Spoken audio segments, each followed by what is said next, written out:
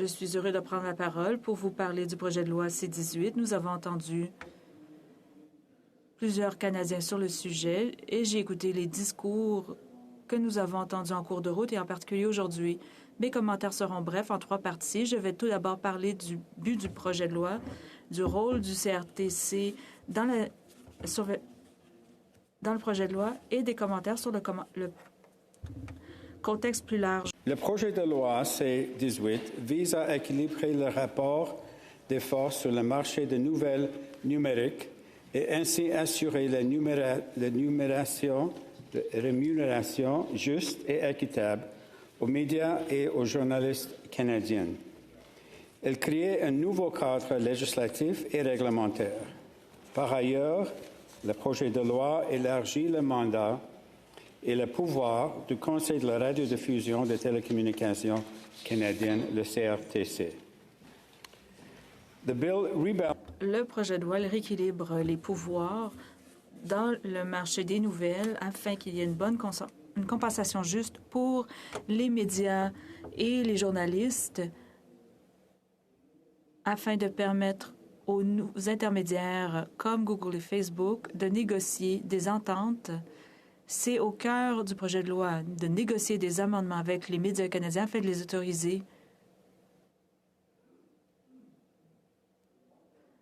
à disséminer du contenu médiatique canadien sur leur plateforme. Le projet de loi établit un processus qui permet à des plus petits joueurs de négocier collectivement. Cela donne au CRTC la responsabilité d'établir des règlements et d'établir un code de conduite pour la négociation entre les organisations de nouvelles et les médias sociaux. Il faut que ce processus qui pourrait aussi avoir une exemption. Commentaire sur le CRTC en ce qui a trait à ce projet de loi. J'ai traité du rôle du CRTC en général à quelques reprises concernant ce projet de loi en cette Chambre. Je ne veux pas me répéter, mais j'aimerais résumer quelques points que j'ai apportés en critique du CRTC. Je vais vous partager mon point de vue en raison de mon expérience avec l'agence. Le CRTC est un organisme indépendant qui supervise certaines lois et qui, parfois, va tête au gouverneur en conseil et au cabinet au besoin. Le processus de nomination pour les commissaires est ouvert. Ces gens ne doivent pas rencontrer des parlementaires ou des politiciens. Cela m'a été lu lorsque j'étais nommée. Je connaissais des députés de différents partis. Je ne les ai pas vus pendant 6 ans. Et à la fin des 6 ans, je suis revenue, je les ai rencontrés et j'ai découvert que leurs enfants avaient grandi. En 6 ans, ils avaient grandi. Et c'est comme si j'avais été en prison pendant 6 ans. Je n'avais aucun contact avec ces gens pendant 6 ans. L'on dit que le CRTC peut désigner les partis selon sa bonne volonté. Eh bien, je dois vous dire que le CRTC ne peut faire ça. En fait, ce n'est pas fait. Ce n'est pas conçu pour agir ainsi. Je me rappelle d'un collègue qui voulait que le Conseil tranche une question séance tenante. Il voulait toujours ça, ça ne s'est jamais fait. En fait, tout est fait là avec grande délibération, pour le meilleur et pour le pire. Le CRTC mène toujours des consultations exhaustives avant de parachever sa réglementation, par l'entremise d'un processus qui contient souvent 2 rondes de négociation. Le CRTC, selon moi, est bien outillé pour assumer cette responsabilité, puisque le Conseil réglemente la radiodiffusion, on parle de la diffusion donc de nouvelles et donc va simplement élargir sa compétence pour se pencher sur les nouvelles en ligne, les nouvelles écrites. Oui, il y aura des choses à prendre, mais la base est là. Permettez-moi maintenant de parler du contexte au sens large. Nous voici en ce printemps historique de 2023 que l'on devrait doter d'un nom. Bon, je me rappelle du printemps arabe. Mais dans ce cas-ci, je pense qu'on devrait parler du printemps de l'intelligence artificielle. C'est une époque vraiment fascinante. C'est l'époque où on voit l'intelligence artificielle faire main basse sur le monde en ligne, peut-être le monde entier. L'IA générative doit être pris en compte dans une société, dans un monde de plus en plus polarisé.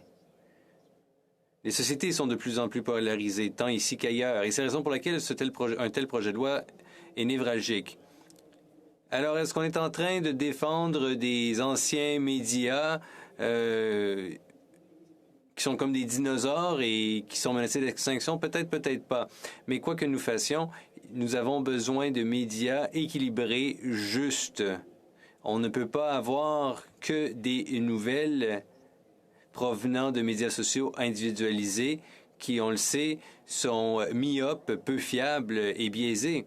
Comme d'autres l'ont dit, il y a de nouveaux médias en ligne qui sont équilibrés, qui agissent à la manière de médias traditionnels, mais ce sont des petits médias qui sont en train de surnager. Et tant et aussi longtemps qu'ils ne pourront voler de leurs propres ailes, ça ne sera pas évident. Et donc, c'est la raison pour laquelle je pense qu'on doit faire tout ce qu'on peut pour aider les médias traditionnels en attendant.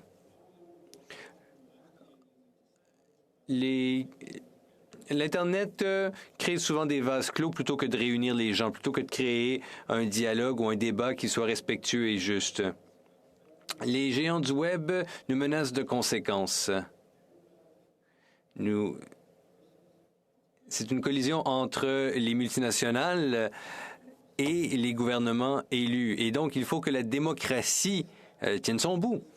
D'ailleurs, les géants du Web énoncent clairement pourquoi ce projet de loi est nécessaire. On parle ici d'une société démocratique harmonieuse que nous risquons de perdre, qui pourrait glisser dans la désintégration sociétale. C'est la raison pour laquelle je crois fermement que nous devons faire tout ce que nous pouvons pour favoriser, pour faire croître les médias traditionnels, qu'ils soient exploités en ligne ou dans la presse écrite.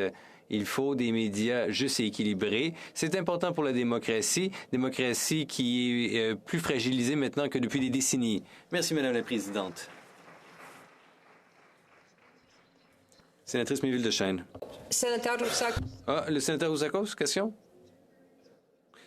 Est-ce que le sénateur Cardozo accepterait une question?